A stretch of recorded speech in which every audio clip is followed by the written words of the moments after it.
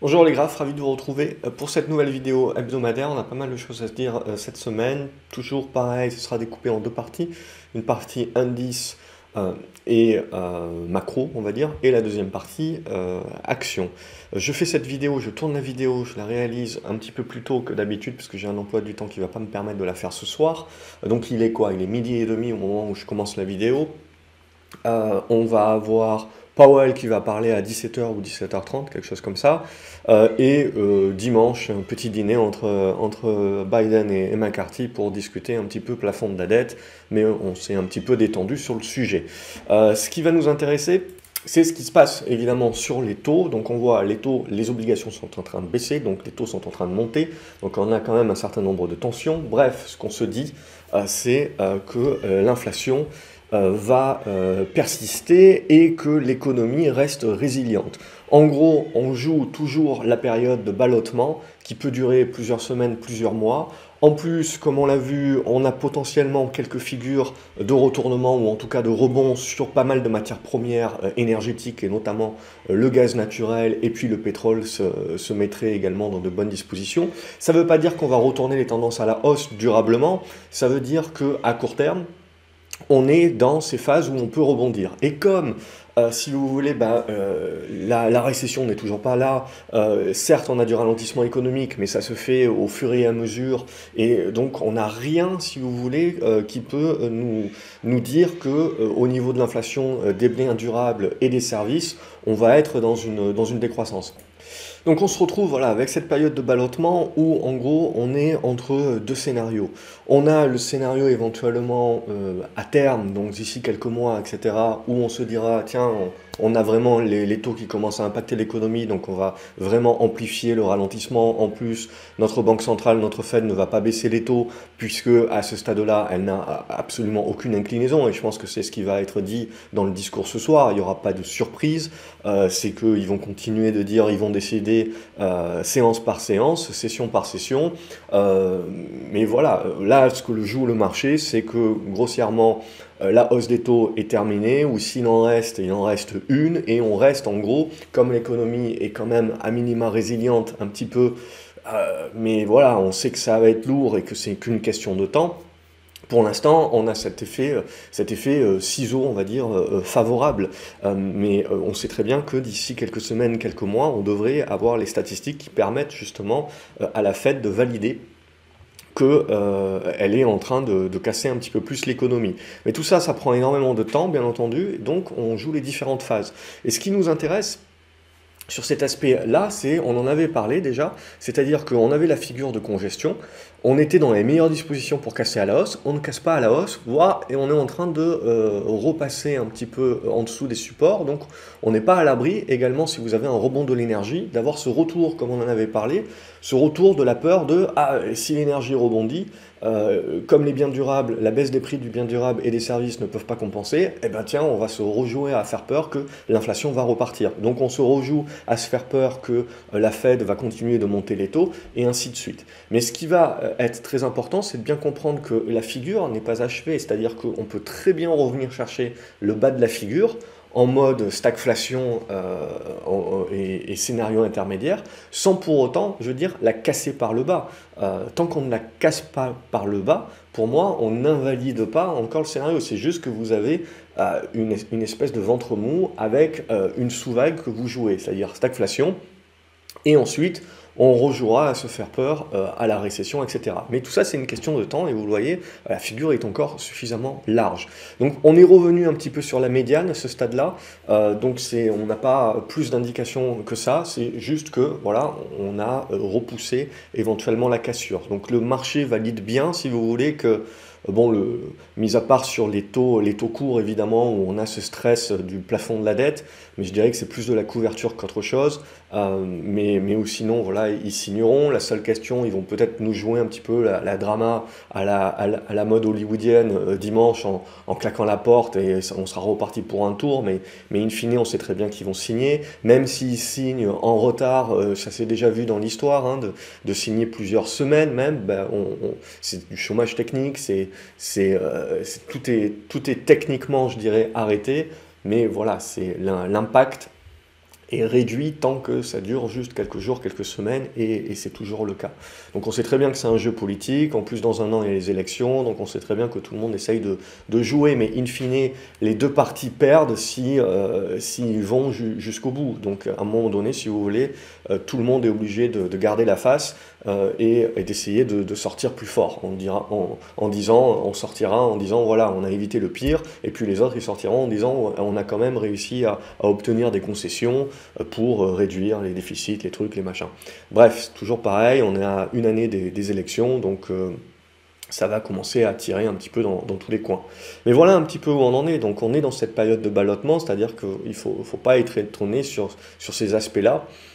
Justement, si on continue d'être ah l'inflation c'est fini, ah, l'inflation, c'est qu'une question de projection. Si vous projetez maintenant à quelques semaines, quelques mois, si on a du rebond sur les matières premières, comme on en avait parlé, ben oui, on va avoir une inflation qui arrive à se maintenir, voire à rebondir un petit peu. Mais si vous vous projetez à 6 mois, 1 an éventuellement, ben, on sait très bien qu'on est sur une tendance longue de déclinaison de l'inflation. Après, on reparlera toute la question, mais ça sera le débat qu'on aura dans 6 mois éventuellement, qu'on a déjà eu, parce que j'aime bien parler des anticipations, même si sur les marchés, il faut éviter.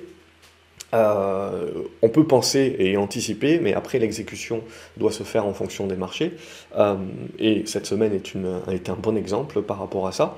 Donc du coup, voilà, c'est toujours la même chose, c'est de se dire, ok, je peux très bien avoir l'inflation qui rebondit maintenant, mais ensuite j'aurai mon économie qui sera impactée, et il faudra savoir, ok, de combien on parle. Là, pour l'instant, ce que l'on a, c'est un marché qui joue le meilleur des mondes possibles, c'est-à-dire que mon économie est impactée, mais elle reste résiliente. Je reste dans un environnement où l'inflation demeure, donc je reste encore sur des sociétés qui sont dans la capacité de conserver leurs marges, etc.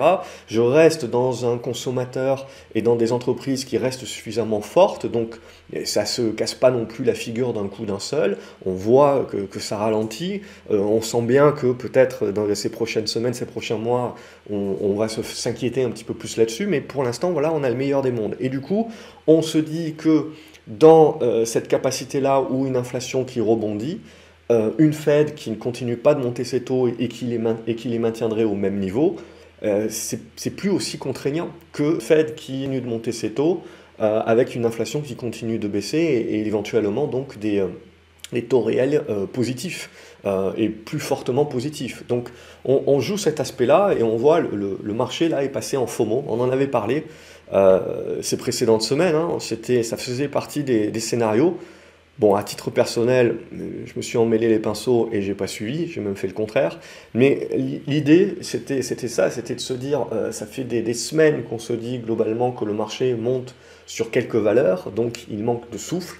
Et ça fait des semaines également qu'on se dit, la majorité des gérants, ils sont très peu investis ou désinvestis, alors que ce soit les hedge funds, etc.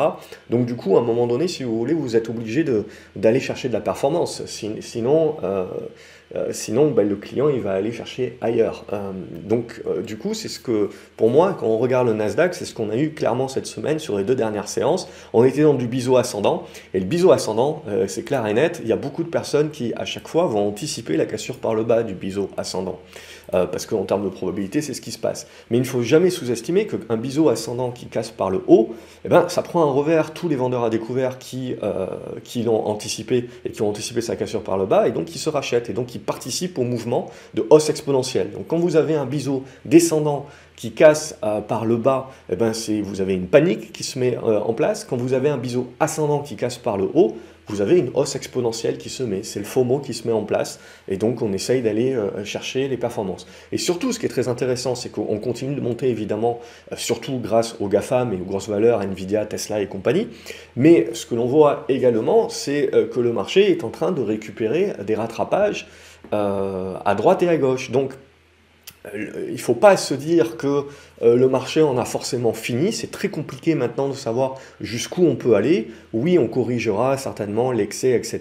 Mais je veux dire, aujourd'hui en termes d'objectifs, c'est très compliqué. Surtout que vous voyez, on a passé les 13 720 points là, on les a passés comme une lettre à la poste. Dorénavant, ils peuvent resservir en tant que support. Et donc le marché là, il est allé chercher 13 850, mais après, regardez, c'est pas des niveaux qu'on a énormément travaillé et éventuellement, on peut aller chercher jusqu'aux 14 300 points avant éventuellement de daigner consolider un petit peu plus. Donc on a là le côté hausse exponentielle qui se met en place, donc on sait très bien que ça va être volatile, peut-être avec Powell, peut-être avec le plafond de la dette, et donc vous pouvez avoir de la volatilité, mais en gros, je pars du principe que toute correction va être achetée dorénavant. Et donc il faut éventuellement, voilà, on voit que le marché va être dans cette impatience-là. Jusqu'à ce qu'on repasse en dessous des 13 500 points, c'est haussier, point barre. Et surtout, ce qui m'intéresse là maintenant, c'est de regarder le S&P 500. Parce que le S&P 500 fait trop rien depuis un bon mois. On avait la congestion qui s'était mise en place, et puis là, entre hier et aujourd'hui, pam, on casse. Alors oui, c'est clair et net que les GAFAM continuent de performer, mais ce que l'on voit, c'était qu'on avait surtout les GAFAM qui performaient et le reste qui faisait pas grand-chose. Or là, ce qui devient intéressant maintenant, c'est est-ce que le marché va vouloir faire sa rotation et va vouloir du coup accélérer la hausse sur des indices qui sont moins conglomérés en valeur technologique.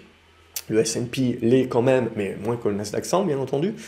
Et donc, du coup, faire la part belle à un certain nombre de rattrapages. Ce qui permettrait au S&P, par exemple, de finir par casser les 4200 points et essayer d'aller chercher les 4003, qui est le prochain niveau de résistance. En tout cas, je veux dire, dorénavant, au-dessus des 4100, il n'y a pas d'invalidation, c'est haussier, et je pars du principe qu'on a enclenché le FOMO, et que même ceux qui pensaient baisse, etc., et qui broient du noir pour les 6 mois à venir, à un moment donné, vous êtes obligé de suivre le marché, parce que vous faites de la contre-performance. Et là, clairement, c'est éventuellement ce qu'on verra sur le marché.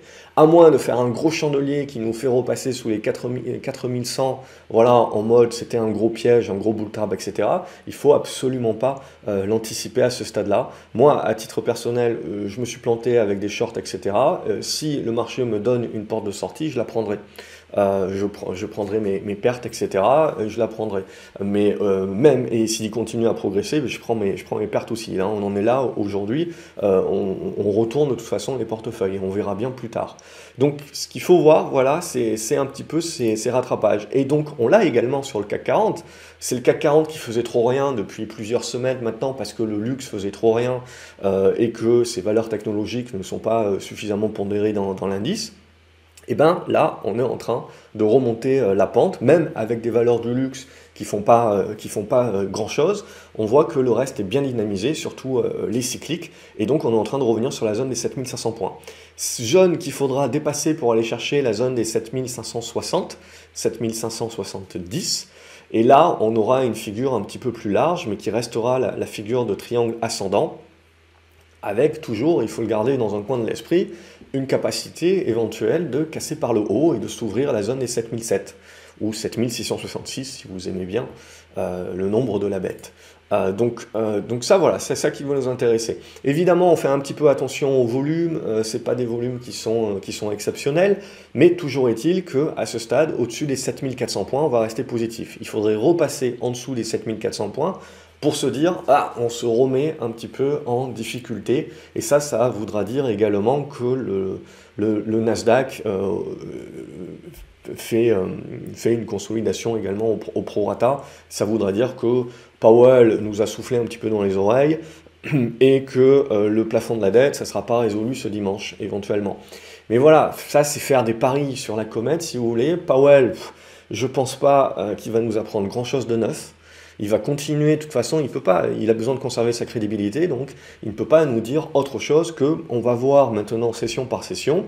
On voit bien que l'économie commence un petit peu à ralentir, mais que l'emploi et le consommateur sont toujours forts, donc que l'inflation n'est absolument pas battue. Il faudra très certainement une année avant de pouvoir se dire que oui, c'est bon, cette fois-ci on va l'avoir. Donc en gros, il va nous expliquer qu'il continue à être dans une perspective de monter les taux.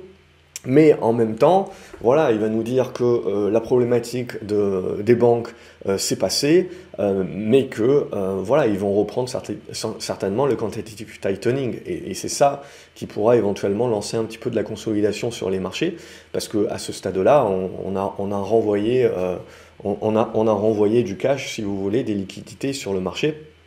Et il y a fort à parier que il y en a pas mal également qui continuent de se déverser. Donc du coup, On l'a bien compris, si vous voulez, on a beau avoir des taux hauts, on est dans un espace-temps, dans une temporalité où finalement on est dans quelque chose de moins contraignant que ce que l'on avait avant, il y a plusieurs mois, en attendant justement de soit avoir une récession, ou de tendre vers un ralentissement beaucoup plus fort qui inquiète un petit peu plus, et donc de commencer à se dire, tiens, l'inflation va baisser plus, et donc on passe en taux réel positif, et donc on fait de la contrainte supplémentaire, surtout que Powell nous dira, même si je ne monte pas les taux, je vais les garder à 5, 5,25 pendant 6 mois minimum, donc je ne vais pas les baisser aussi vite que ce que le marché croit.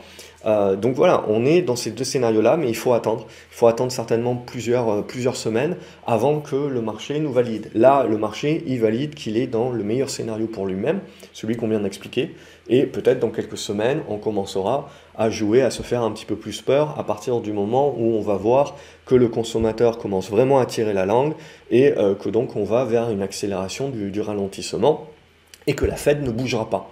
Et ça sera les prochaines craintes, on y aura droit, mais voilà, c'est toute une question de timing. Et donc à ce stade-là, moi je serais partisan on est repassé dans une dynamique haussière sur le CAC 40, tant qu'on va tenir la zone des 7400, 7440 points. Si on regarde au niveau du Brent, on retrouve évidemment la tendance baissière, mais à court terme, la capacité éventuellement de se remettre dans des meilleures dispositions et en tout cas de valider un rebond, on voit au-dessus des 78 $. Et ça relancerait, ça remettrait 5 balles dans le côté l'inflation ne va pas baisser si vite que ça. Donc c'est ça qu'il faut regarder. Et au niveau du gaz naturel, on a commencé à avoir le rebond. Et là, évidemment, ce que je continue de répéter, c'est qu'il ne faut pas croire que la tendance baissière sera inversée. Non, mais comme on a pas mal, on peut faire un rebond au prorata et on voit tout de suite, les rebonds sont pas petits, hein, c'est du 20-30% éventuellement que l'on peut prendre. Mais pour autant, voilà, on ne va pas inverser la tendance si facilement que ça. Donc c'est là où il faut faire toute la part des choses, que ce soit l'inflation, la récession, la montée des matières premières, etc. Il faut faire toute la part des choses, si vous voulez, entre une période de sous-cycle qui peut prendre plusieurs semaines, plusieurs mois, et qui peut nous mettre dans des éléments à se dire « Ah, l'inflation, finalement, elle remonte, etc. » Les taux, les machins, et on repart pour un truc. Et la perspective 2024, globalement, fin 2023, début 2024, qui est de dire « Oui, non, on reste structurellement dans quelque chose où c'est de la désinflation, in fine, c'est une tendance, et vous pouvez avoir des rebonds à l'intérieur de cette tendance, ça ne change pas la tendance de fond. » Et on va vers le ralentissement éco. Les hausses de taux vont commencer réellement à impacter le consommateur, l'économie et les entreprises. Et on va vraiment commencer à avoir une politique contraignante en passant dans des taux réels positifs, un peu plus forts que actuellement. Et là, on jouera ça. Mais voilà, chaque chose en son temps. Pour l'instant, le marché, il a envie de jouer l'œil du cyclone. Donc il faut lui laisser jouer l'œil du cyclone à ce stade-là. On regarde les semi-conducteurs. On en avait parlé également, je veux dire, vous voyez, on avait fait la conso ici, là on fait la petite congestion, on fait le break et tout de suite on remonte sur les plus hauts. Donc là aussi on voit tout de suite qu'est-ce qui donne la dimension au marché US. C'est également toute cette partie semi-conducteur. Et là évidemment on est revenu sur résistance, alors on peut faire une petite conso, etc. Mais en gros on ne va pas avoir inversion du signal, on peut faire un petit peu de conso, mais là, ce qu'on peut faire, c'est une congestion sous résistance. Et si on casse, vous voyez, je veux dire, jusqu'à présent, on avait bloqué sur cette zone de résistance. Et là, si on casse, on s'ouvre des nouvelles perspectives. Donc, il ne faut absolument pas sous-estimer le potentiel éventuel et la capacité du marché à partir vraiment en FOMO et à faire de l'exponentiel. Parce que on n'a pas vraiment de grosses résistances au-delà. Si on passe ces niveaux-là, on n'a pas vraiment de grosses résistances qui peuvent bloquer le marché plus que ça. Donc c'est là où ça va être très intéressant de regarder maintenant que le marché a choisi et s'est mis en mode rouleau compresseur, c'est est-ce qu'on a du carburant pour maintenir le coup.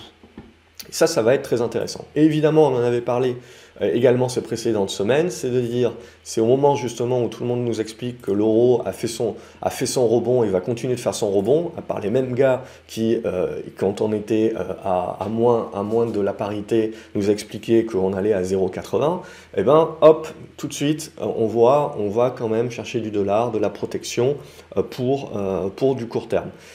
Et donc, en gros, ça rameute également du flux sur les valeurs américaines. Par contre, voilà ce qui devient intéressant, c'est que vous voyez, on a fait cette correction assez rapidement, et c'est ce qui nous permet de valider la construction de figure. Donc j'ai cette oblique ici, on va voir si c'est la bonne, si c'est intéressant pour le marché, ou s'il préfère celle-ci, hein, donc il ne faut pas négliger ça. Mais dans tous les cas, il faut bien se dire qu'en gros, on a eu le mouvement de rebond, on a le mouvement de consolidation-construction dorénavant, mais en gros, alors on ne sait pas si ça va être 1,07 ou 1,05, mais c'est la zone, et la résistance aux alentours des 1,11. Et tout ce qui se passe ici au milieu, vous voyez, ici maintenant tout le monde vous parle du rebond du dollar, de la force du rebond du dollar, etc. Mais en fait c'est neutre. Okay, donc si on se projette, on est dans quelque chose de très neutre et il va falloir attendre, on voit, et la figure est large, donc ça peut durer, et c'est cette période de ballottement pour moi. Donc tant que vous ne cassez pas ici par le bas, on n'est pas dans un monde où, oh mon Dieu, on va tous mourir, et donc je n'achète que du dollar pour me protéger. A contrario, je casse ici par le haut, je retourne chercher de la diversification et de la surperformance sur l'Europe et sur donc les valeurs value cycliques. Et ça sera très intéressant parce que si on casse par le haut, ça voudra bien dire qu'on n'a plus peur de la récession, si vous voulez, qu'on pense déjà que le plus dur est derrière et qu'on a un cycle, un nouveau cycle qui se met en position. Et ça sera certainement attaché par le fait que les banques centrales vont continuer d'arroser, c'est-à-dire dans le discours on est contraignant, mais comme je vous ai dit, dans la réalité, si vous voulez, on n'est pas si contraignant que ça, puisque on reste avec des taux en dessous du niveau d'inflation, on reste à arroser le marché également de liquidités, donc voilà un petit peu où on en est. Et au milieu, on est en attente, donc il faut s'attendre tout à fait à ce genre de zigzag-là. Voilà un petit peu pour moi ce qui est important, et on peut regarder l'or et l'argent qui vont être très liés au dollar. Donc on l'a vu, le dollar continue de s'apprécier, donc on a le côté refuge de l'or et de l'argent qui ne fonctionne plus. Et on voit, j'avais tracé cette figure-là, on va un petit peu la tracer autrement. Mais ça va être un petit peu la même idée. On voit le dollar qui est pas loin d'arriver sur une première zone de support. Donc on va voir si ça permet également, l'ancien sommet ici, qui permet de jouer le rôle de support pour faire du rebond. Et là aussi, valider un petit peu plus les contours de la figure de congestion sur l'or. Qu'il faudra attendre pour avoir la cassure. Et sur l'argent, on a peiné un petit peu plus. Mais là aussi, on est en train de revenir sur une première zone de support et on verra un petit peu comment on va construire. Là aussi, j'aurais tendance à avoir une espèce de large triangle de construction, mais il faut laisser encore faire éventuellement la volatilité. On peut toujours descendre un petit peu plus bas, etc. Pour l'instant, on n'endommage pas le signal qu'on a mis en place à fin mars. Donc on reste un petit peu dans la proratisation du mouvement aussi, à peu près 50% de retracement, un petit peu moins actuellement, mais on peut aller jusqu'aux 50% sans pour autant handicaper le mouvement qu'on avait donné. Donc voilà un petit peu où on en est, vous l'avez compris. C'est ce que j'essaye de vous expliquer week-end après week-end.